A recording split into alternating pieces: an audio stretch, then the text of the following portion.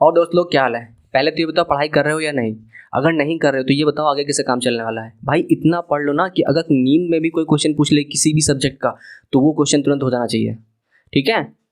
तो मैं हूँ अनुपम राज और आज मैं कराने जा रहा हूँ सीटेट जुलाई 2013 का CDP, है ना, बाल विकास शिक्षा शास्त्र का जो प्रैक्टिस सेट में कराने जा रहा हूँ आज। और ये है मेरा यूट्यूब चैनल टीचरीफाई। आप लोग को बस एक काम करना है, सब्सक्राइब करना है। अगर वीडियो पसंद आ जाएगी तो शेयर तो कर ही दोगे, लाइक तो कर ही दोगे। कुछ दिक्कत आ रही है, कहीं भी समझ में नहीं आ रहा तो कमेंट कर सकते हो। ठीक है, तो चलो यार स्टार्ट करते हैं। तो पहला क्वेश्चन कह रहा है कि अतिरिक्त बुद्धि के निम्नलिखित पक्षों को स्टैंडबर्ग के त्रितंत्र सिद्धांत में संबोधित किया गया है। मतलब किसके अतिरिक्त? 4 ऑप्शन दिए हुए हैं। पहला ऑप्शन है अवयवभूत, सामाजिक, अनुभविक और संदर्भगत। अगर किसी ने स्टैंडबर्ग का त्रितंत्र सिद्धांत पढ़ा है तभी वो क्वेश्चन कर पाएगा। देखो, त्रितंत्र सिद्धांत में उन्होंने ये कहा कि बुद्धि केवल एक नहीं है, केवल एक ही तत्व नहीं है ना। इन्होंने बुद्धि को 3 अलग भागों में डिवाइड करके समझा। कौन से हैं वो? पहला उन्होंने कहा कि संदर्भात्मक बुद्धि है। दूसरा उन्होंने कहा अनुभवात्मक बुद्धि। ठीक है, तीसरे की बात करते हैं, उन्होंने कहा घटकीय बुद्धि। इन 3 चीज़ों के बारे में बात करी, संदर्भात्मक, अनुभवात्मक और घटकीय। इसके अलग अलग नाम भी कभी कभी बोल देता है। जैसे संदर्भात्मक है तो इसको बोल देगा व्यवहारिक बुद्धि, अनुभव को बोल देगा तो रचनात्मक बुद्धि बोल देता है, और ये घटकीय को कभी कभी वो बोल देता है विश्लेषणात्मक बुद्धि। ठीक है, तो अब हमारे पास ऑप्शन है आप लोग के पास सामने दी। 3 चीज़ों के बारे में इन्होंने मेन बात करी थी। ठीक है, देखो संदर्भात्मक की बात कर रहे हैं तो यहाँ पे कुछ देखो, संदर्भगत तो साफ साफ लिखा हुआ है। अनुभव मैंने यहाँ पे बता दिया, अनुभव की बात कर दी इन्होंने। घटकीय की बात करें तो यहाँ पे घटकीय एग्जैक्टली उसी तरीके से नहीं लिखा हुआ है, बट उसका कन्वर्टेड रूप लिखा हुआ है अवयवभूत, है ना। कंपोनेंशियल बोल रहा है, घटक कंपोनेंट ही होता है ना। तो इस प्रकार से हमारा कौन सा ऑप्शन बच गया है? आप ये देखो, हमारे पास जो बच गया है वो है सामाजिक, है ना। उन्होंने सामाजिक बुद्धि या सामाजिक जैसी कोई भी बात उन्होंने नहीं करी थी। ठीक है, तो यही ऑप्शन हमारा सही है। चलते हैं अगले क्वेश्चन की तरफ। अगले क्वेश्चन की बात करते हैं। हार्वर्ड गार्डनर का बुद्धि सिद्धांत डैश पर बल देता है। किस पर बल देता है? सामान्य बुद्धि पर। गलत। देखो, उन्होंने सामान्य बुद्धि की बात नहीं की थी। हार्वर्ड गार्डनर ने बहुबुद्धि सिद्धांत दिए। उन्होंने कहा कि बुद्धि केवल एक तत्व नहीं है, बुद्धि कई चीज़ों से मिलकर बनी है ना। बुद्धि के कई प्रकार हैं। उन्होंने कहा क्या? 8 प्रकार है बुद्धि की। तो इसका मतलब उनका साथ में ये भी कहने का मतलब था कि बुद्धि एक दूसरे से, जितनी भी 8 प्रकार की बुद्धियां हैं, ये एक दूसरे से तो स्वतंत्र रह के भी कार्य कर सकती हैं। जैसे कोई एक इंसान एक एथलीट हो भी सकता है और साथ में पेंटर भी हो सकता है, या ये भी हो सकता है कि केवल एथलीट हो, है ना। तो ये चीज़ उन्होंने कही कि एक यूनिक एबिलिटी होती है एक तरीके से, है ना। तो ये चीज़ यहाँ पे थर्ड ऑप्शन हम देख रहे हैं, प्रत्येक व्यक्ति की विलक्षण योग्यताओं पर बल देता है। ठीक है, हार्वर्ड गार्डनर का बहुबुद्धि सिद्धांत का यही मतलब है। ठीक है, अगले क्वेश्चन पे चलते हैं।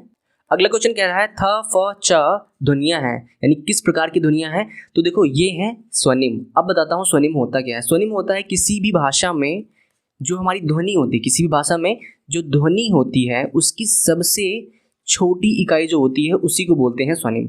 और ये हर लैंग्वेज में होते हैं, चाहे जो भी लैंग्वेज, हिंदी, इंग्लिश, उर्दू, कोई भी लैंग्वेज हो, सब में होते हैं। ठीक है, जैसे यहाँ पे फोनिम्स। अब फोन क्या होता है? फोन से मतलब ध्वनि का ही अर्थ निकलता है ना। इंग्लिश में क्या? फोन का मतलब ध्वनि। ठीक है, तो यहाँ से स्वनिम निकला। अब देखो इसके अलावा फिर रूपिम, लेखिम, शब्दिम क्या है? तो इसके अलावा मैं लेखिम बता देता हूँ क्योंकि ये काफ़ी बड़ा टॉपिक है, इसको मैं अलग से पढ़ाऊँगा। ठीक है, तो एग्जाम्पल के साथ पूरा डिटेल में। अब यहाँ पे अगर मैं बात करूँ लेखिम क्या है, तो ये जो स्वनिम होती हैं, यानी जो सबसे ध्वनि की सबसे छोटी इकाई है, इसी चीज़ को, अब इस ध्वनि को भाई कभी कभी हमें लिखना पड़ता है ना। लिख के रिप्रेजेंट करें, है ना। जैसे थ है तो जैसे मैंने यहाँ पे लिखा थ का ये सिंबल बना दिया। अभी जब मैं इंग्लिश में लिखूंगा तो थ कैसे लिखेगा? TH। फ लिखना हो तो कैसे लिखेंगे? PH। ज लिखना हो तो कैसे लिखेंगे? J लिख सकते हैं, या कुछ और वर्ड यूज़ कर सकते हैं, है ना।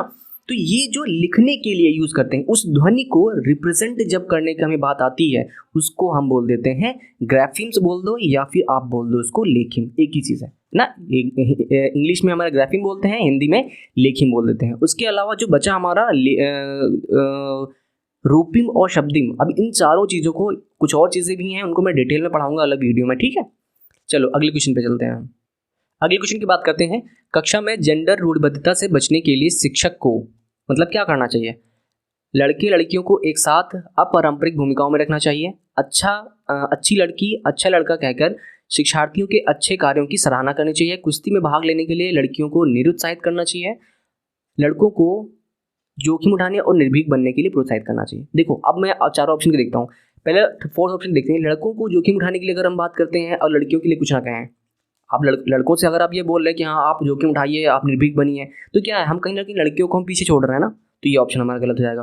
थर्ड ऑप्शन की बात है, कुश्ती में भाग लेने के लिए लड़कियों निरुत्साहित करते हैं। निरुत्साहित मतलब हम ये उत्साह नहीं बढ़ा रहे हैं, उनको ऊपर से मना कर रहे हैं कि यार नहीं आप लोग नहीं कर पाओगे, कुश्ती नहीं लड़ पाओगे, तो ये चीज़ हमारी गलत हो जाएगी। फिर लड़कियों को हम जो है पीछे करने की बात कर रहे हैं। अच्छी लड़की अच्छा लड़का कहकर शिक्षार्थियों के अच्छे कार्यों की सराहना करनी चाहिए। देखो यार, कोई भी बेटर कर रहा है अच्छी बात है, लेकिन जब एक ही क्लास में दोनों चीज़ें हैं और हर बार हम ये बोल दें कि हाँ बहुत अच्छे कर रहे हो लड़के बहुत अच्छे कर रहे हैं, लड़के बहुत अच्छे कर रहे हैं, लड़कियों के बारे में कुछ ना कहें, तो ये चीज़ कहीं ना कहीं आगे पीछे हो जाती है। अगर हम किसी केवल लड़कियों की बात करते नहीं, हाँ अच्छी लड़की है, ये तो बहुत अच्छी लड़की है, लड़कियों के बारे में कुछ ना कहें, तो क्या हो जाएगा, वो फिर चीज़ हमारी गलत हो जाएगी। यहाँ पे जो हम कह रहे हैं, लड़के लड़कियों को एक साथ अपारंपरिक भूमिकाओं में रखना चाहिए। अपारंपरिक मतलब क्या यार, इसका मतलब यही है कि जिसे यहाँ पे दिया हुआ है नॉन ट्रेडिशनल, जो हमारी पुरानी परंपराएं हैं, उनके पुरानी परंपराएं हमारी कहीं ना कहीं जो हमारे क्या थी, रूढ़िबद्धता को बढ़ावा दे रही थी, तो उनसे हमें बाहर निकलना पड़ेगा, है ना। तो हमें अपारंपरिक भूमिकाओं में बच्चों को रखना चाहिए, ठीक है। तो हमारा पहला ऑप्शन सही हो जाएगा। अगले क्वेश्चन की बात करते हैं, विद्यालयों को किसके लिए व्यक्तिगत भिन्नताओं को पूरा करना चाहिए। तो जो ऑप्शन हमारा कट हो रहा है उसको पहले कट कर देंगे, उसके बाद जो बचेगा उस पर फिर हम डिस्कस करेंगे, ठीक है। तो यहाँ पे देखो कह रहा है कि व्यक्तिगत शिक्षार्थियों के मध्य खाई को कम करने के लिए, तो कुछ ज़्यादा समझ में नहीं आ रहा है तो चलो इसको टिक कर लेते हैं, अभी बाद में इसको फिर देखेंगे। शिक्षार्थियों के निष्पादन और योग्यताओं को समान रखने के लिए, देखो इंडिविजुअल बच्चे की बात हो रही है, सबकी विभिन्नताएं होती हैं अलग अलग, सबका जो है निष्पादन स्तर अलग होता है और सबकी जो है परफॉर्मेंस अलग होती है, तो ये चीज़ें अलग हैं। तो हम जो है समान करने की बात कैसे कर सकते हैं, आप ये बताओ। समान करने की बात हम नहीं कर सकते, तो इसलिए हमारा ये ऑप्शन गलत हो जाएगा। यह समझने के लिए कि क्यों शिक्षार्थी सीखने के योग्य या अयोग्य है, तो यहाँ पे भी कुछ ज़्यादा समझ में नहीं आया तो इसको टिक कर लेते हैं। व्यक्तिगत शिक्षार्थी को विशिष्ट होने की अनुभूति कराने के लिए, यहाँ पे अब विशिष्ट कराने की अनुभूति का मतलब है, जैसे मान लो कोई नेत्रहीन बच्चा है तो आप उससे ये कहो कि नहीं आप नेत्रहीन हो, आपके लिए कुछ अलग सिस्टम बनाया जाएगा, है ना, कहना नहीं है, वो चीज़ हमको समझनी होती, बच्चे को कभी रियलाइज़ नहीं करानी होती, ठीक है। तो यहाँ पे ये ऑप्शन भी हमारा गलत हो जाएगा। अब हम बात करते हैं पहले ऑप्शन की, व्यक्तिगत शिक्षार्थियों के मध्य खाई को कम करने के लिए। फिर वही बात अगर एक तरीके से समझने की कोशिश करें तो ये कह रहा है कि व्यक्तिगत भिन्नताएं हम पूरी करते हैं किस लिए, कि जो दो बच्चे हैं उनके जो डिफरेंस है उसको कम करने की। तो देखो डिफरेंस को कम करने की बात नहीं करते हैं, क्योंकि हर बच्चे की एबिलिटी अलग है, जैसे कि ये बच्चा आर्ट में ज़्यादा अच्छा कर रहा है और ये साइंस में अच्छा कर रहा है, तो कहीं ना कहीं अलग अलग हमको उसको ध्यान देना होता है, ना कि हर बच्चे को हम समान बनाने की कोशिश करने लगे, है ना। तो यहाँ पे ये मतलब क्या हुआ फिर व्यक्ति भिन्नताओं को पूरा करने का, यह मतलब होता है कि यह समझने के लिए कि क्यों शिक्षार्थी सीखने योग्य हैं या अयोग्य हैं। तो यहाँ पे भी आप लोग को समझ में नहीं आ रहा होगा, योग्य और अयोग्य समझने से मतलब ये है कि कहाँ पे बच्चे को, किन बच्चों को पढ़ने में दिक्कत आ रही है, किन को नहीं आ रही है ना, ये समझने का मतलब है। जो जैसे भिन्नताएं आ जाती हैं, अगर बच्चे को समझ में नहीं आ रहा है तो दिक्कत हो जाएगी, अगर आ रहा है तो अच्छी बात है। तो ये भी भिन्नताएं समझने की ही बात हो रही है, इसलिए हमारा थर्ड ऑप्शन सीटेट ने इसको सही माना है, ठीक है। बहुत ज़्यादा क्लियर नहीं कर पाया हूँ, लेकिन फिर भी मैंने कोशिश की है क्लियर करने की। अगले क्वेश्चन की बात करते हैं, शिक्षार्थियों में व्यक्तिगत भिन्नताओं को संबोधित करने के लिए एक विद्यालय किस प्रकार सहयोग उपलब्ध करवा सकता है ना। फिर से वही आ गया, व्यक्तिगत भिन्नताओं में विद्यालय का क्या रोल हो सकता है। बाल केंद्रित पाठ्यचर्या का पालन करना और शिक्षार्थियों को सीखने के अनेक अवसर उपलब्ध कराना। तो यार इसमें तो हर चीज़ सही लग रही है, बाल केंद्रित शिक्षा का पालन भी कर रहा है और अवसर भी दे रहा है, तो ये ऑप्शन सही हो सकता है। अगला ऑप्शन देखते हैं, शिक्षार्थियों में व्यक्तिगत भिन्नताओं को समाप्त करने के लिए हर संभव उपाय करना। फिर मैंने वही चीज़ बोली ना अभी कि व्यक्तिगत भिन्नताएं हैं, हमें व्यक्तिगत भिन्नताओं को सपोर्ट करना है ना, ऐसा नहीं कि हम उनको खत्म करने की बात करने लगे, तो ये ऑप्शन हमारा गलत हो जाएगा। धीमी गति से सीखने वाले शिक्षार्थियों को विशेष विद्यालयों में भेजना। फिर यहाँ पे अगर हम इसकी बात कर लेंगे तो हमारी समावेशी शिक्षा वाली जो हमारी जो अप्रोच है वो गलत हो जाएगी, क्योंकि हमें क्या है, जैसे भी बच्चे हैं एक ही कक्षा में एक साथ पढ़ाना है, ठीक है। तो ये भी ऑप्शन हमारा गलत हो जाएगा। सभी शिक्षार्थियों के लिए समान स्तर की पाठ्यचर्या का अनुगमन करना, समान स्तर की बात कर रहे हैं, फिर वही चीज़ है, सबके लिए एक ही साइज के उद्देश्य बनाने की बात कर रहा है ना, ये मतलब है कहने का। समान स्तर की बात पाठ्यचर्या का अनुगमन करने का मतलब है कि भाई बच्चे सब में डिफरेंस हैं, थोड़े थोड़े बच्चा एक स्तर से नहीं समझ सकता है, कुछ कम सीख पाएंगे कुछ ज़्यादा सीख पाएंगे, तो इन सब चीज़ों को तो हमें ध्यान रखना ही रखना है, ठीक है। तो फिर समान की बात नहीं करेंगे, ठीक है। तो इसलिए हमारा ये सही हो गया। कौन सा ऑप्शन सही होगा, फर्स्ट वाला, क्या है, बाल केंद्रित पाठ्यचर्या का पालन करना और शिक्षार्थियों को सीखने के अनेक अवसर उपलब्ध करना। जब अवसर की बात कर दें वो ऑप्शन मोस्टली सही ही होता है, ध्यान रखिएगा आप चीज़। ठीक है, अगले क्वेश्चन पे चलते हैं। 7th क्वेश्चन की बात करते हैं। सतत और व्यापक मूल्यांकन डैश पर बल देता है, मतलब किस पर बल देता है? सीखने को सुनिश्चित करने के लिए व्यापक स्केल पर निरंतर परीक्षण। तो सतत और व्यापक मूल्यांकन की अगर बात करें तो व्यापक मूल्यांकन में क्या होता है, हम कंटिन्यूअस क्या करते हैं, उसमें कंटिन्यूअस मूल्यांकन करते रहते हैं। लेकिन अगला ऑप्शन देखते हैं, सीखने को किस प्रकार अवलोकित, रिकॉर्ड या सुधारा जा सकता है। इस पर सीखने के साथ परीक्षाओं का सामंजस्य, शिक्षण के साथ, केवल परीक्षाओं की यहाँ पे बात कर रहा है, लेकिन सतत और व्यापक मूल्यांकन में क्या क्या चीज़ आती हैं, सुधार की भी बात आती है ना। कंटिन्यूअस हम उसका मूल्यांकन करते हैं और उसमें जहाँ पे प्रॉब्लम आ रही है उसमें सुधार भी करते रहें। यहाँ पे हम सुधार की कोई केवल परीक्षाओं की बात कर रहे हैं, सुधार की ऐसी कोई बात नहीं कर रहे हैं। बोर्ड परीक्षाओं की अनावश्यकता पर, भाई बोर्ड परीक्षाएं अनावश्यक भी नहीं है, ये भी नहीं कह सकते, वो भी एक आकलन का ही जो मूल्यांकन का ही भाग है, तो ये भी हमारा ऑप्शन गलत आएगा। देखो ऑप्शन हमारा सही यहाँ पे कौन सा बैठ रहा है, आप लोग कंफ्यूज हो गए इसमें क्योंकि आपको लग रहा है कि यहाँ पे व्यापक स्केल पर निरंतर परीक्षण चल रहा है, तो ये ऑप्शन सही हुआ नहीं। मैंने यही चीज़ बोली, सुधार की बात इसमें नहीं हो रही है कहीं भी। जब हम सतत और व्यापक मूल्यांकन की बात करते हैं तब हम पढ़ाई के साथ साथ या शिक्षण के साथ साथ उसके सुधार की भी बात करते हैं। तो यहाँ पे देखो क्या लिखा है, सीखने को किस प्रकार अवलोकित कर सकते हैं, रिकॉर्ड कर सकते हैं और सुधारा जा सकता है। सुधार जो एक बहुत बड़ा फैक्टर होता है हमारा सतत और व्यापक मूल्यांकन में। ठीक है, अगले क्वेश्चन पे चलते हैं। अगला क्वेश्चन है, विद्यालय आधारित आकलन, मतलब विद्यालय बेस्ड जो हमारा आकलन होता है, शिक्षा बोर्ड की जवाबदेही को कम कर देता है? नहीं, ऐसा कुछ नहीं है। शिक्षा बोर्ड की अलग हमारी जवाबदेही होगी और विद्यालय की अलग जवाबदेही, तो उसको कम नहीं करेगा। ठीक है, तो ये ऑप्शन गलत जाएगा। सार्वभौमिक राष्ट्रीय मानकों की प्राप्ति में बाधा उत्पन्न करता है। मान लेते हैं अगर मानक उन्होंने राष्ट्रीय स्तर पे मानक रख रखा है कि हाँ बच्चों को ये चीज़ें आ जानी चाहिए, तो उसकी में बाधा उत्पन्न नहीं करता है। ये तो भाई आकलन क्या करता है, हमारी शिक्षण अधिगम को बहुत आगे बढ़ाने की कोशिश करता है, फिर ये बाधा कैसे उत्पन्न कर सकता है, ये ऑप्शन कट जाएगा। परिचित वातावरण में अधिक सीखने में सभी शिक्षार्थियों की मदद करता है। देखो यार, परिचित वातावरण की बात आ गई, मतलब ऐसा वातावरण बच्चों को मिल रहा है जहाँ पे सभी बच्चे की सीखने में मदद हो रही है ना। सही बात है, जब भी अच्छा वातावरण मिलेगा तो सीखने में मदद तो वैसे भी मिलेगी, और ये क्या होगा, विद्यालय आधारित आकलन का एक उसमें मदद भी करेगा ना। विद्यालय आधारित आकलन जो है सीखने में मदद करेगा। ठीक है, फोर्थ ऑप्शन है, शिक्षार्थियों और शिक्षकों को अगंभीर और लापरवाह बनाता है। भाई अगंभीर और लापरवाह क्यों बनाएगा, है ना। ठीक है, तो हमारा थर्ड ऑप्शन सही है, परिचित वातावरण में अधिक सीखने में सबकी मदद करता है। ठीक है, अगला क्वेश्चन चलते हैं। अगले क्वेश्चन की बात करते हैं, सीखने की तत्परता की ओर संकेत करती है। अब सीखने की तत्परता का क्या मतलब है यार, आप लोगों को खुद पता है कि बच्चे सीखने के लिए तत्पर हैं। अगर बच्चा तत्पर होगा तभी वो चीज़ सीख पाएगा, है ना। वो रेडी है पहले से ही कि हाँ यार नहीं, मुझे सीखने में कुछ ललक है ना। वो इस प्रकार की इच्छा जो है जाहिर करता है, दिखाता है, अपने हाव भाव दिखाता है। तो अब देखो शिक्षार्थियों का सामान्य योग्यता स्तर, तो यहाँ पे सामान्य योग्यता स्तर की कोई सी बात नहीं है। सीखने के सातत्यक यानी कहीं ना कहीं ये कंटिन्यू क्रम की बात हो रही है। सीखने के क्रम में, ऐसा बोल सकते हैं, सीखने के क्रम में शिक्षार्थियों का वर्तमान संज्ञानात्मक स्तर। तो देखो मैंने क्या बताया यार, ये एक स्टेज की बात हो रही ना। बच्चा जो है सीखने के लिए तैयार है बिल्कुल, तो ये वही चीज़ तो कह रहा है ना, वर्तमान संज्ञानात्मक स्तर ही की तो बात कर रहा है सीखने में। तो ये ऑप्शन हमारा सही होगा। यहाँ पे जो फोर्थ ऑप्शन दिया हुआ है, थॉर्नडाइक का तत्परता नियम, इसका मतलब ये थोड़ी नहीं है कि इसकी संकेत करे कि वही भाई नहीं नियम है, ये यहाँ पे नियम लग रहा है, नहीं ऐसा कुछ नहीं है। जो मेन चीज़ है ना, वर्ड के थीम समझो, इसको कॉम्प्रिहेंड करना पड़ेगा हम लोग को, तभी समझ में आएगा क्वेश्चन, तभी सॉल्व पाएंगे। सीखने के कार्य की प्रकृति को संतुष्ट करने, तो यहाँ पे सीखने के कार्य की कोई संतुष्टि या कोई ऐसा कुछ हो नहीं रहा। ठीक है, तो थोड़ा सा समझने की बात है, ऐसा क्वेश्चन हो जाएगा। अगले क्वेश्चन की बात करते हैं, एक शिक्षिका की कक्षा में कुछ शारीरिक विकलांगता वाले बच्चे हैं, निम्नलिखित में से उसके लिए क्या कहना सबसे उचित होगा। तो यार मतलब कुछ बच्चे हैं, उनको कुछ किसी प्रकार से संबोधित कर रही, तो किस प्रकार से संबोधित करना उसके लिए उचित होगा। तो पहला ऑप्शन की बात करते हैं, पहिया कुर्सी वाले बच्चे हाल में जाने के लिए अपने समवयस्क साथी बच्चों से मदद ले सकते हैं। पहली बात तो उसने यहाँ पे ये गलत कर दी कि उसने बच्चों को संबोधित करने के लिए पहिया कुर्सी वाले बच्चे का नाम ले दिया, तो यहाँ पे वो चीज़ गलत होगी। नहीं, बच्चे का नाम लो प्रॉपरली कि हाँ यार आप जो है मोहन, सोहन, रमेश, कमेश, को भी जो भी नाम है, ठीक है। तो उसके अलावा उसने क्या कहा, समवयस्क बच्चों से मदद ले सकते हैं। अगर बच्चों से मदद लेने के लिए हम बोलेंगे तो उसका मतलब बच्चों में कहीं ना कहीं एक क्षोभ की भावना आ जाएगी कि टीचर देखो हमसे ये कह रहे हैं कि अब बच्चों की मदद लो। उसके अंदर भी हीन भावना आ जाएगी कि मुझे मदद की ज़रूरत पड़ रही है ना, हीन भावना आ गई उसके अंदर। तो ये हमें नहीं करना होता है।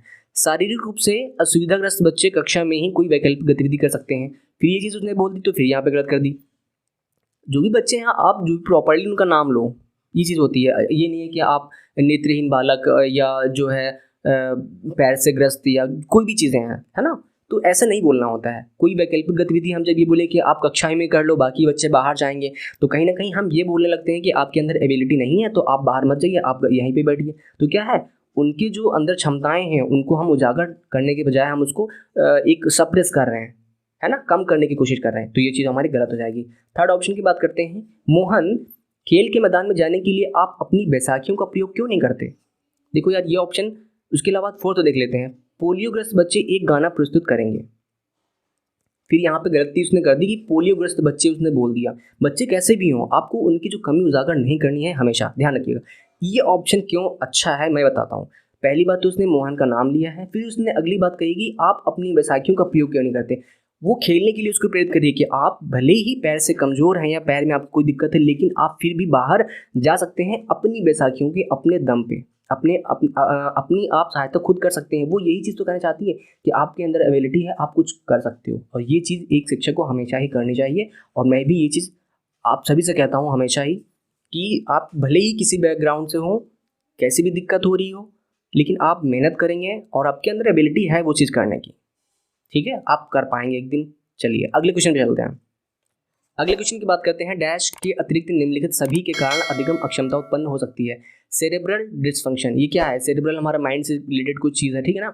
तो अब क्या, अगर उसमें कोई डिस्फंक्शन हो जाएगा तो भाई सीधी सी बात है, अधिगम अक्षमता उत्पन्न हो ही जाएगी। संवेगात्मक विघ्न की बात करें, संवेगात्मक विघ्न मतलब कोई यार इमोशनली बहुत ज़्यादा हार्ट हो जा रहा है किसी चीज़ से, उसमें इम्बैलेंस हो जा रहा है, तो क्या करेगा वो, उसकी अधिगम अक्षमता उत्पन्न हो जाएगी। यार जैसे एग्जाम्पल ले लो यार अपना, लड़के लड़कियां हमेशा प्यार मोहब्बत में क्या उनको फिर क्या होता है, एक ने साथ दे दिया, एक ने छोड़ दिया, तो क्या फिर उसमें फिर डिस्टर्बेंस हो जाती है माइंड में, फिर इमोशनली वो इतना हार्ड हो जाते हैं, वो उसी ज़िंदगी में पढ़ाई नहीं कर पाते, वो फिर पढ़ने की क्षमता ही खो देते हैं कभी कभी, तो इतना ज़्यादा वो डीप हो जाता है, ठीक है। तो इससे भी अधिगम अक्षमता उत्पन्न हो जाती है। व्यवहारगत विघ्न की बात करते हैं, तो ये भी वही चीज़ है साथ में ही। अगर कह दे कि किसी का व्यवहार इतना कुछ ना कुछ व्यवहार जैसा भी हो, ठीक है, तो वहाँ पे अगर डिस्टर्बेंस कुछ हो जाती है तो वहाँ पे भी ये चीज़ हो सकती है। सांस्कृतिक कारक जहाँ पे फोर्थ जो रीज़न लिखा हुआ है, तो ये हमारा सांस्कृतिक जो है कल्चरल फैक्टर, हमारे जो संस्कृति में ऐसी कोई चीज़ नहीं है जिससे हमको ये कहा जा सके कि इस चीज़ से आपको इस तरीके का नुकसान होने वाला है। जो हमारी संस्कृति है वो हमारे लिए हमेशा बेटर करने की हमें सोचती है ना। तो ये चीज़ हमारी कभी भी अधिगम अक्षमता उत्पन्न नहीं होने देगी, ठीक है। तो यही ऑप्शन हमारा सही है, फोर्थ वाला। अगले क्वेश्चन की बात करते हैं। समावेशी विद्यालय, समावेशी विद्यालय में शिक्षार्थियों की क्षमताओं की परवाह किए बिना सभी के अधिगम परिणामों को सुधारने के लिए प्रतिबद्ध होता है। तो यहाँ पे देखो यार क्या कह रहा है कि क्षमताओं की परवाह नहीं कर रहा है वो, मतलब चाहे जिस टाइप के बच्चे हों हमारे, चाहे विशिष्ट बच्चे हों या सामान्य बच्चे हों या किस प्रकार के बच्चे हों, ठीक है, सभी को एक साथ लेके चलने की बात कर रहा है, ठीक है। सभी के अधिगम परिणामों को सुधारने के लिए प्रतिबद्ध होता है। ये बिल्कुल कहीं ना कहीं एक समावेशी विद्यालय की डेफिनेशन ही है। इसके अलावा बाकी ऑप्शन गलत ही होंगे। अब देख लो यहाँ पे क्या कर रहा है कि शिक्षार्थियों के मध्य अंतर करता है। क्या अंतर करता है समावेशी विद्यालय? नहीं करता है, पूरा पढ़ने की जरूरत भी नहीं है। विशेष रूप से योग्य शिक्षार्थियों के लिए अधिगम परिणामों को सुधारने के लिए केवल योग्य बच्चों की बात करता है क्या? नहीं करता है। शिक्षार्थियों की नियोक्ताओं के अनुसार इनके सीखने की आवश्यकताओं को निर्धारित करता है? नहीं, ऐसा कुछ नहीं। पहला ऑप्शन देखो कहाँ पे क्या कहता है, क्षमताओं की परवाह किए बिना कैसे भी बच्चे हों सभी की सुधार के लिए प्रतिबद्ध हो। अगले क्वेश्चन की बात करें। प्रतिभाशाली विद्यार्थी को एक ऐसे सहयोग की आवश्यकता होती है जो सामान्यतः विद्यालय द्वारा उपलब्ध नहीं कराए जाते। अगला ऑप्शन देखते हैं। शिक्षक के बिना अपने अध्ययन को व्यवस्थित कर लेते हैं। तो हो सकता है वो शिक्षक के बिना थोड़ा बहुत सीख ले, लेकिन ऐसा कुछ नहीं है कि प्रतिभाशाली विद्यार्थी को शिक्षक की आवश्यकता ना पड़े, ऐसा हो ही नहीं सकता, ठीक है। तो ये ऑप्शन हमारा गलत जाएगा। आवश्यकता सभी को होती है। अन्य शिक्षार्थियों के लिए मॉडल बन सकते हैं? नहीं, ऐसा कुछ नहीं बनाना है कि हम एक अच्छे जो प्रतिभाशाली विद्यार्थी है उसको मॉडल बनाना, नहीं हम इसको इसकी तरह बनना है, ऐसा कुछ नहीं होता है, ठीक है ना।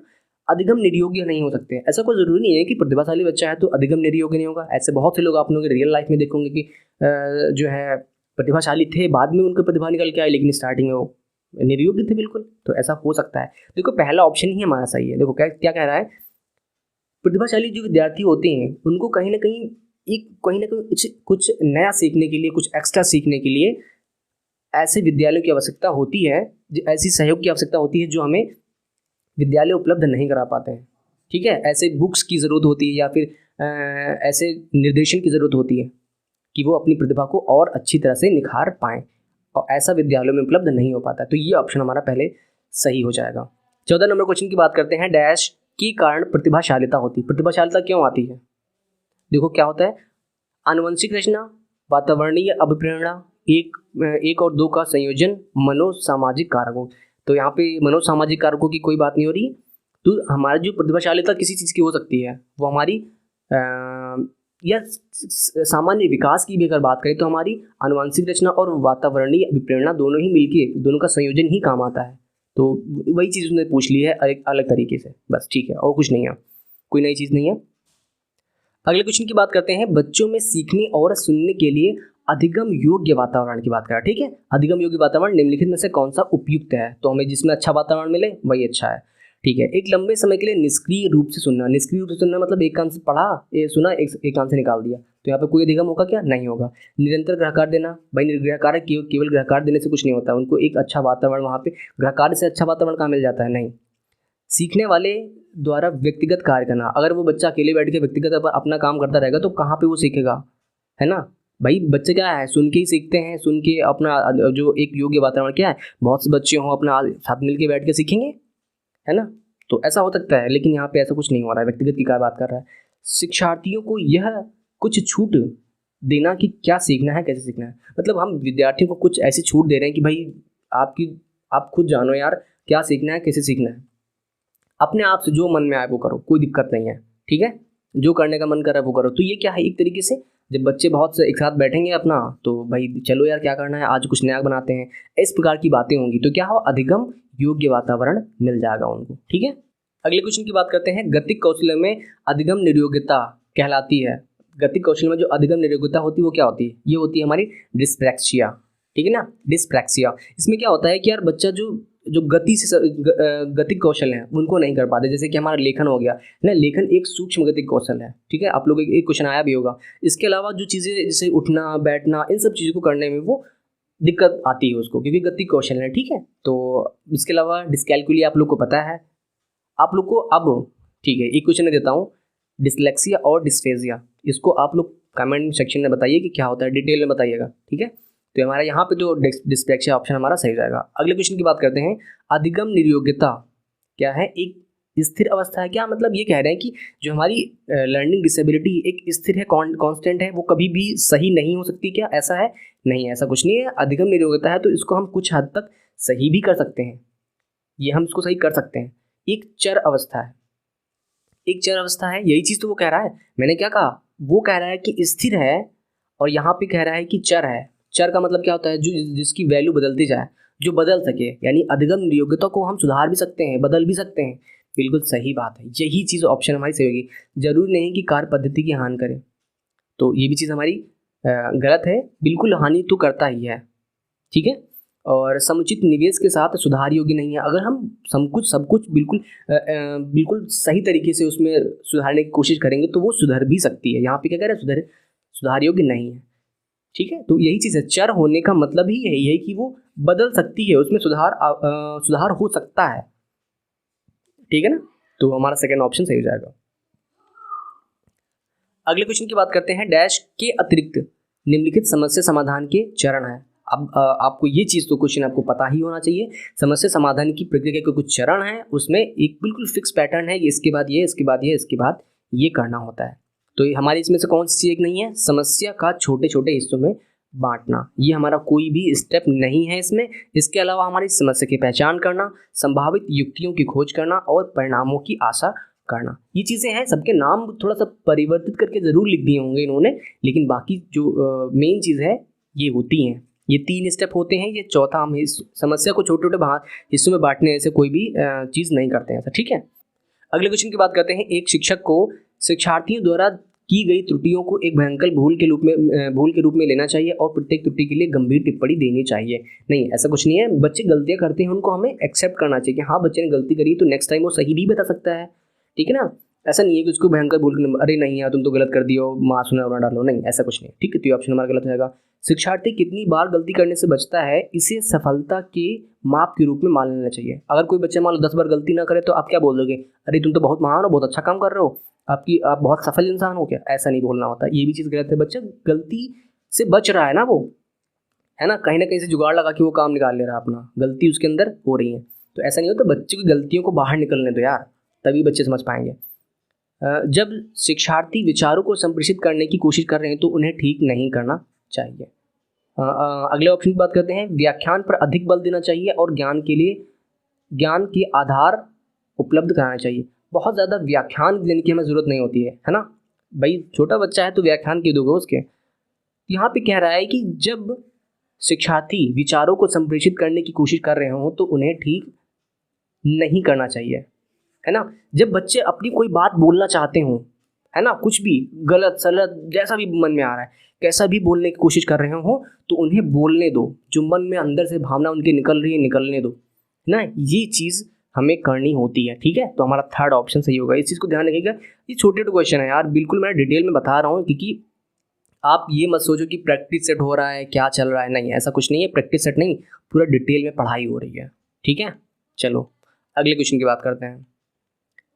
क्वेश्चन नंबर 20 है, सीमा परीक्षा में ए ग्रेड प्राप्त करने के लिए अति इच्छुक है। बहुत अच्छी बात है। जब वह परीक्षा भवन में दाखिल होती है तथा परीक्षा प्रारंभ होती है, वह अत्यधिक नर्वस हो जाती है, उसके पांव ठंडे पड़ जाते हैं, हृदय की धड़कन बहुत तेज बढ़ जाती है, अरे बाप रे, और वह उचित तरीके से उत्तर नहीं दे पाती। अब तो गड़बड़ हो गई भाई। इसका मुख्य कारण क्या हो सकता है?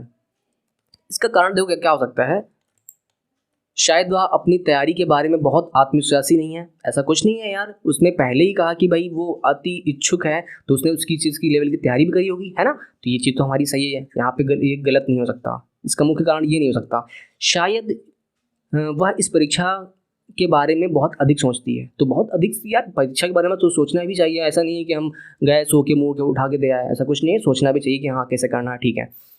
निरीक्षक शिक्षिका जो ड्यूटी पर है वह उसकी कक्षा अध्यापिका हो सकती हैं और वह स्वभाव में बहुत कठोर है।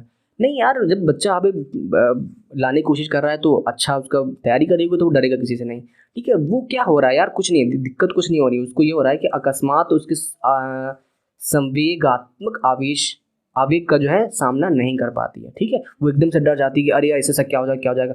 ये सब चीज़ें आप लोगों ने खुद फेस करी होंगी, सब चीज़ें कभी कभी हो जाती हैं, ठीक है ना। तो वो क्या है, संवेगात्मक आवेग का सामना नहीं कर पाई है, इसलिए ऐसा हुआ है, लेकिन उसका तैयार बहुत अच्छा था।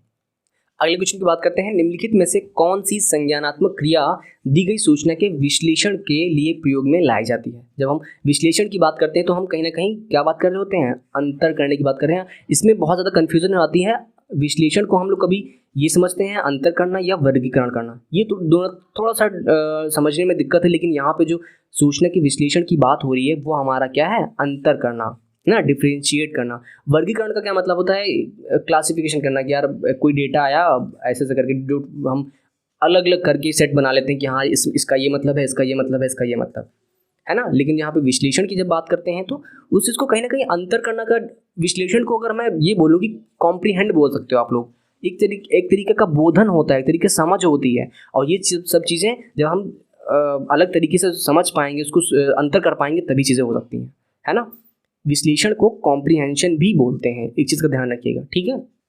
अगले क्वेश्चन की बात करते हैं, राजेश अति लोलुप पाठक है, वह अपने कोर्स की पुस्तकें पढ़ने के अतिरिक्त प्रायः पुस्तकालय जाता है, भिन्न प्रकरणों पर पुस्तकें पढ़ता है। इतना ही नहीं, राजेश भोजन अवकाश में अपने परियोजना कार्य करता है, उसे परीक्षाओं के लिए पढ़ने के लिए शिक्षकों और अभिभावकों द्वारा कहने की भी ज़रूरत नहीं है। वह वास्तव में सीखने का आनंद लेता नजर आता है। उसे डैश के रूप में सर्वाधिक बेहतर रूप में वर्णित किया जा सकता है। किस रूप में वर्णित कर सकते हो उसको, देखो तथ्य आधारित वो कह सकते हैं कि जो बच्चा बिल्कुल फैक्ट सोचेगा, लाइक कम पढ़ेंगे बस रट लेंगे, ऐसा कुछ करके, है ना। फैक्ट्स की बात करता है वो, केवल भाई इतना पढ़ लिया हो गया हमारा काम, ये नोट्स बना लिया हमने, ऐसा कुछ नहीं। वो डिटेल में चीज़ें पढ़ने का मजा ले रहा है, डिटेल में पढ़ रहा है वो चीज़ें, ऐसा कुछ है ना। तो ये ऑप्शन हमारा गलत हो जाएगा। शिक्षक अभिप्रेरित, मैंने ऊपर ही बोला कि नहीं कि शिक्षक को बोलना ही नहीं पड़ता है, तो अपने आप से प्रेरित है, इसका मतलब शिक्षक को बोलेंगे। आकलन आधारित शिक्षार्थी है, तो यहाँ पे आकलन जैसी कोई यहाँ पे कुछ खास बात हुई नहीं है। इसके अलावा फोर्थ ऑप्शन जो दिया हुआ है बहुत अच्छा दिया हुआ है, आंतरिक रूप से अभिप्रेरित शिक्षार्थी, ठीक है ना। भाई बच्चे अपने आप से पढ़ रहे हैं, लाइब्रेरी जा रहा है, बड़ा मजा कर रहा है पढ़ाई में, जो बच्चे मजे से पढ़ते हैं वो आंतरिक रूप से अभिप्रेरित होते हैं, इनको किसी से मतलब नहीं होता है, सेल्फ मोटिवेटेड कह सकते हो उनको, ठीक है। फोर्थ ऑप्शन सिंपल क्वेश्चन है।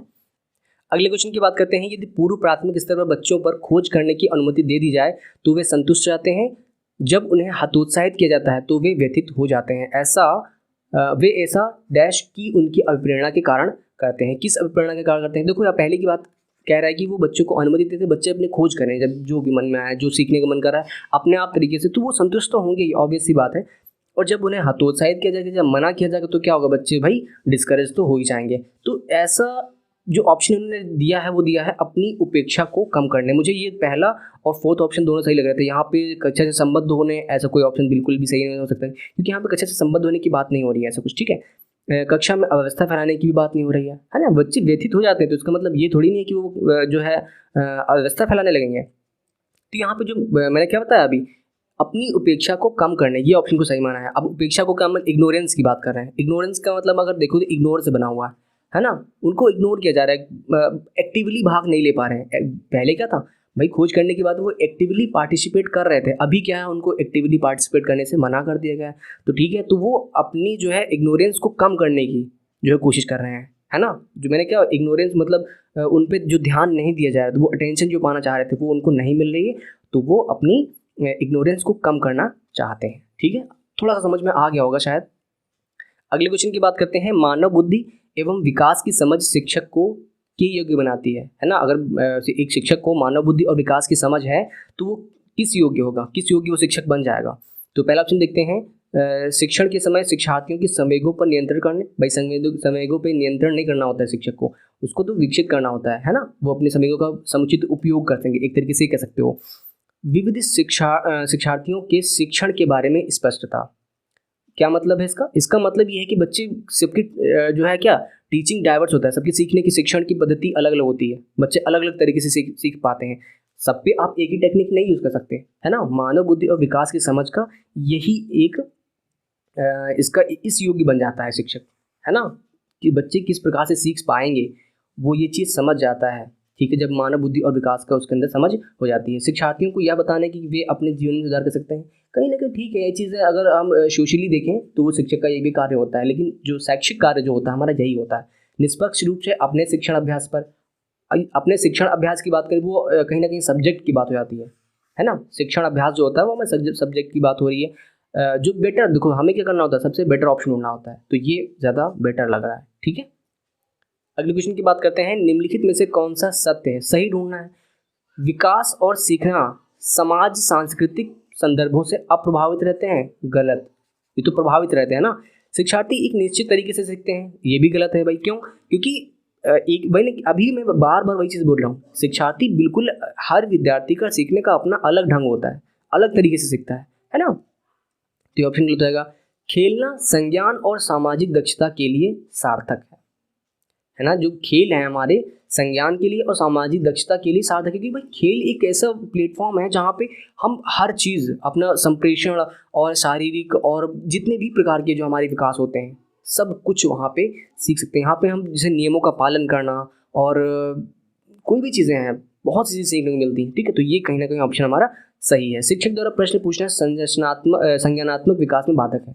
बिल्कुल गलत है यार ये सेंटेंस। क्यों? क्योंकि भाई जब हम क्वेश्चन पूछते हैं तो क्या होता है, बच्चे के दिमाग में अच्छा यार ये चीज़ है, अब उसको सोचने के प्लेटफॉर्म मिल जाते हैं, है ना। किस तरीके से मैं सीखूँ, अब किस तरीके से सोचूं, किस डायरेक्शन में सोचूं, तो ये हमारा बाधक नहीं होता है, ये साधक होता है। ठीक है, अगले क्वेश्चन की बात करते हैं।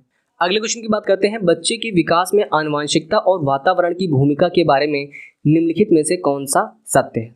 ठीक है, 4 ऑप्शन पढ़ते हैं। समवयस्कों और पितृैक जीन्स बोलते हैं उनको, कि सापेक्ष योगदान में सापेक्ष योगदान जो होता है उनका योगात्मक नहीं होता। आनुवंशिकता और वातावरण एक साथ परिचालित नहीं होते हैं, ये ऑप्शन तुम्हारा गलत है, क्योंकि भाई दोनों ही एक साथ ही परिचालित होते हैं। सहज रुझान वातावरण से संबंधित है, जबकि वास्तविक विकास के लिए आनुवंशिकता जरूरी है। क्या मतलब है? जो हम किसी का जो वास्तविक विकास हो रहा है वो केवल आनुवंशिकता से ही होगा क्या? ऐसा कुछ नहीं है यार। बहुत से बच्चे जो हैं जिनके माँ बाप जो थे या जो पूर्वज थे वो बहुत अच्छा नहीं कर पा रहे थे, लेकिन फिर भी उनके बच्चे बहुत अच्छा परफॉर्म किए अलग अलग फील्ड में, है। तो ये ऑप्शन भी हमारा गलत जाएगा। आनुवंशिकता और वातावरण दोनों एक बच्चे के विकास में 50-50% योगदान देते हैं। तो देखो हम बिल्कुल जो 50-50% नहीं बोल सकते हैं। कुछ पोर्शन आनुवंशिकता हो सकता है, कुछ वातावरण हो सकता है, किसी का कम ज़्यादा हो सकता है, लेकिन 50-50 बिल्कुल बोल दें कि नहीं भैया आधा आधा होता है योगदान, तो ऐसा भी हम नहीं बोल सकते। ये ऑप्शन 3 तो हमारा गलत हो गया। देखो ऑप्शन तो हमने 3 ने कट कर लिए हैं, अब बात आती है पहले ऑप्शन की, तो सीधी सी बात है भाई, 4 और 3 ऑप्शन गलत है तो चौथा हमारा सही तो होगा ही। लेकिन एक साथ में अगर हम भी बात करें, इस सेंटेंस का मीनिंग समझ में आया क्या? समवयस्कों और पितरैक का सापेक्ष योगदान योगात्मक नहीं होता है। अब समवयस्कों की बात करें तो पियर्स होता है, इसका मीनिंग जो यहाँ पे पियर्स दिया है। अगर पियर्स की बात करें तो एक ही एज के बच्चों की बात कर सकते हैं। इसके अलावा देखो यार, इस क्वेश्चन पे मैंने 1 घंटे नहीं 2 घंटे जो है कितना क्या नहीं खोज डाला मैंने, कुछ कहने की बात नहीं है। ये बहुत डीप चीज़ यहाँ पे लिखी गई है ना। जीन्स और जो क्रोमोसोम्स होते हैं उन सब चीज़ों के पियर्स की बात करी गई। ये बहुत डीप में बायोलॉजी के बच्चे जो है उन्होंने अगर जिन्हें बहुत अच्छे तरीके से समझा होगा उसकी बात हो रही है ना। तो ये चीज़ हम लोग की उसकी नहीं है, लेकिन फिर भी हम लोगों ने आंसर सही टिक कर लिया है। लेकिन ये बहुत ही डीप क्वेश्चन यहाँ पे पूछा गया है, ठीक है। तो ये मैं सच कह रहा हूँ, मैंने 1 घंटे रिसर्च करी, पूरा पढ़ा है, तभी काफ़ी टाइम मेरा वेस्ट हो गया आई थिंक वेस्ट नहीं। चलो अगला क्वेश्चन देखते हैं। अगले क्वेश्चन की बात करते हैं। सामाजिकरण है, सामाजिकरण क्या है भाई? शिक्षक एवं पढ़ाए गए के बीच में संबंध। बात समाज की हो रही है, शिक्षक और उसके बीच में पढ़ाई के संबंध नहीं, ये क्वेश्चन नहीं हो सकता, ऑप्शन नहीं हो सकता। समाज के आधुनिकीकरण की प्रक्रिया, आधुनिकीकरण की प्रक्रिया का क्या मतलब है? हम इसको मॉडर्नाइजेशन बोल सकते हैं। क्या बोला? मॉडर्नाइजेशन मतलब समाज को हम परिवर्तित कर रहे हैं। अब नई नई चीज़ें हैं, पढ़ाने, अब हमारी स्कूल्स ऐसे होंगे, हमारी बिल्डिंग्स ऐसी होंगी, रास्ते ऐसे होंगे, अब कपड़े ऐसे पहनेंगे हम लोग, ये सब चीज़ें, ये आधुनिकीकरण की बात हो रही है। यहाँ पे सामाजिकरण नहीं है ये, ठीक है। तो ये सेकंड ऑप्शन भी गलत हो गया हमारा। समाज के मानदंडों के साथ अनुकूलन, और फोर्थ ऑप्शन है सामाजिक मानदंडों में परिवर्तन। जो पहले से समाज में हमारी सेट है, क्या हम सामाजिकरण का मतलब ये समझते हैं कि हम आए नहीं, हम अब सब कुछ बदल देंगे, है ना कहीं क्या आधुनिकीकरण की बात। तो जो पहले से चीज़ें आ रही हैं सभी चीज़ें गलत नहीं थी, सभी चीज़ें गलत नहीं थी, ठीक है। तो इसका मतलब ये नहीं कि हम आगे सब कुछ चेंज करने लगे, तो ये ऑप्शन भी गलत हो जाएगा। हमारा जो ऑप्शन है वो ये कह रहा है कि समाज के मानदंडों के साथ अनुकूलन, जो हमारे पहले से ही सोशल में हमें सोशल नॉर्म्स की बात करें ना, तो वो चीज़ जो पहले से सेट है, हमको आके क्या करना है, उसमें एडजस्ट हो जाना है, उसको अडॉप्ट करना है। हम जो हमारे जो समाज में बातें चल रही हैं, कहीं ना कहीं हम सिस्टम में रह के उस समाज में रह के उसको परिवर्तित करने की कोशिश करेंगे, लेकिन क्या होता है कि हम अपने आप को उसमें समायोजित कह सकते हो या अनुकूलन कह सकते हो, ठीक है। तो ये थर्ड ऑप्शन हमारा सही होगा। अगले क्वेश्चन की बात करते हैं। एक पीटी यानी खेल शिक्षक क्रिकेट के खेल में अपने शिक्षार्थियों के क्षेत्र रक्षण को सुधारना चाहता है, यानी फील्डिंग को सुधारना चाहता है। निम्न में से कौन सी युक्ति शिक्षार्थियों को अपना लक्ष्य प्राप्त करने में सर्वाधिक सहायक है? तो भैया ऑप्शन पढ़ते हैं। शिक्षार्थियों को यह बताने कि क्षेत्र रक्षण सीखना और उसके लिए किस प्रकार महत्वपूर्ण है। तो भैया जब बच्चे खेल रहे हैं तो उनको ये चीज़ तो पता ही है ना पहले से, तो केवल बता देने से हमारा कुछ काम नहीं चल जाने वाला है, ठीक है।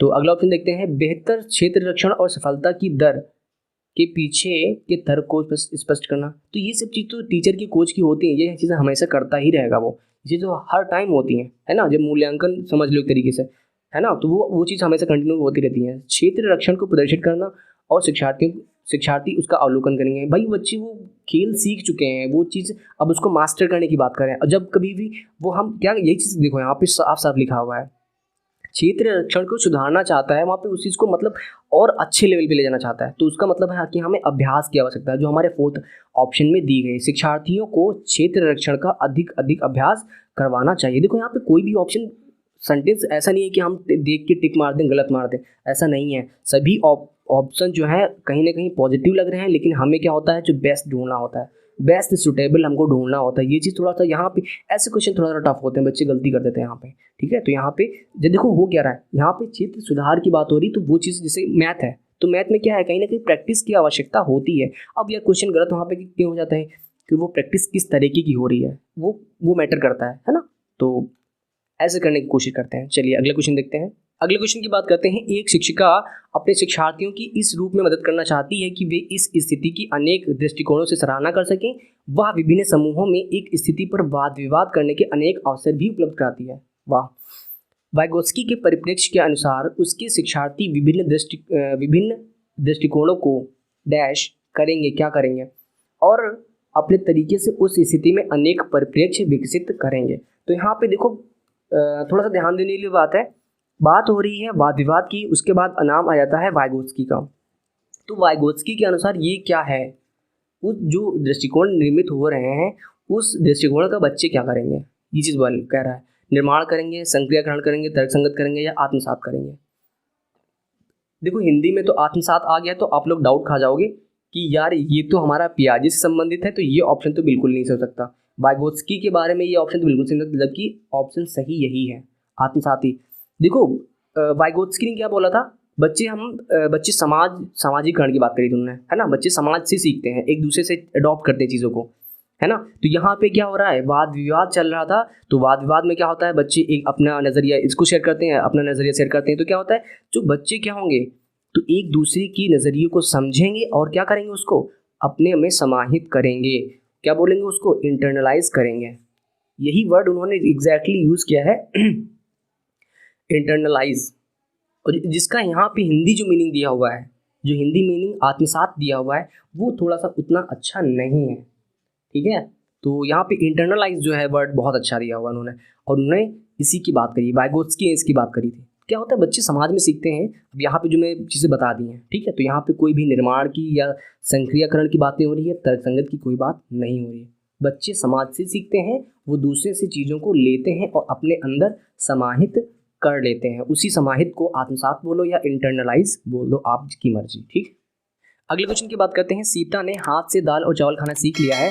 जब उसे दाल और चावल दिए जाते हैं तो वह दाल चावल मिलाकर खाने लगती है। उसने चीज़ों को करने के लिए अपने स्कीमा में दाल और चावल को कर लिया है। क्या कर लिया है, देखो जब उसके पास स्कीमा था पहले से ही, अब उस स्कीमा में उसने कुछ चीज़ें ऐड करी हैं। जब ऐड करती है तो इसका मतलब सीधी सी बात है, वो एसिमिलेट कर रही है ना। और एसिमिलेशन को हिंदी में क्या बोलते हैं, ये चीज़ मैं आपको नहीं बताऊंगा। इसके अनुसार तो एसिमिलेशन का मतलब होता है अनुकूलन, है ना, और एकोमोडेशन को उसने समायोजन लिख रखा है। तो मैं इंग्लिश में आपको बता रहा हूँ, इसको एसिमिलेशन बोलते हैं। और जब हम कुछ मॉडिफाई करते हैं, यानी स्कीमा में जब हम कुछ मॉडिफिकेशन करते हैं, तो उसको हम एकोमोडेशन बोलते हैं। बाकी जो नीचे वाले दो समुचितता और अंगीकार करना, ये हमारे कोई ऑप्शन दो नहीं, गलत है, इनका कोई मतलब नहीं है इसी चीज़ों से।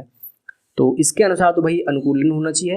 इंग्लिश में उन्होंने बिल्कुल परफेक्ट दे रखा है, इंग्लिश में तो एसिमिलेशन दिया है और यही ऑप्शन सही माना है। लेकिन इस एसिमिलेशन का मीनिंग अनुकूलन है, ये हमें डाउट हो रहा है, क्योंकि मैं बुक्स में इसका मीनिंग कुछ और देखा हुआ है। कहीं उन्होंने उसको आत्मसात बोल रखा है, जो है समायोजन या समंजन बोल दिया है उसको। अब देखो यहाँ पे एकोमोडेशन को आत्मसात बोला है, बहुत कन्फ्यूजन है ये चीज़ें, पता नहीं यार बुक्स में कैसे लिख रखा है। तो इस पर मैं एक डिटेल वीडियो बना रहा हूँ, काफ़ी ढंग से अच्छी सी बुकों से समझ के, ठीक है। तो आप ये डिटेल में पढ़ सकते हैं मेरी वीडियो जो आने वाली, कुछ वीडियोस में बहुत अच्छी आने वाली हैं, ठीक है, जो मैं सोचता हूँ कि जिसमें बच्चे हमेशा डाउटफुल रहते हैं। तो हमारे ये 30 क्वेश्चन कंप्लीट हो गए हैं। और यार आपसे मैं एक चीज़ कहना चाहता हूँ कि अगर आपको कहीं भी कोई चीज़ समझ में नहीं आती है तो आप कमेंट में बताइएगा, ठीक है। उसके अलावा एक चीज़ मैं आपसे और कहना चाहता हूँ, वो है सब्सक्राइब करना। अगर आपने वीडियो देखी है तो अच्छी बात है, सब्सक्राइब कर देना आप लोग। अगर आपको लगे कि हाँ ये वीडियो थोड़ा सा ठीक है या किसी को मैं रिकमेंड कर सकता हूँ, तो प्लीज़ उससे बोलिए कि ये चैनल है, एक नया चैनल आया है, आप इस पर अपनी वीडियोस बोल सकते हो कि क्या टॉपिक में पढ़ना है, वो चीज़ मैं आपको पढ़ा सकता हूँ, ठीक है। तो आप प्लीज़ सब्सक्राइबर बढ़ाइए मेरे, ठीक है। ऐसे अकेले 150 से काम चलेगा है नहीं मेरा कुछ भी, और मैं आप लोग की मेहनत करता हूँ, मैं सोचता हूँ कि आपको मैं बेस्ट कंटेंट दे पाऊँ, ठीक है। तो प्लीज़ चैनल को सब्सक्राइब जरूर करिएगा और वीडियो को शेयर करिएगा। चलिए अगली क्लास में मिलते हैं। Thank you.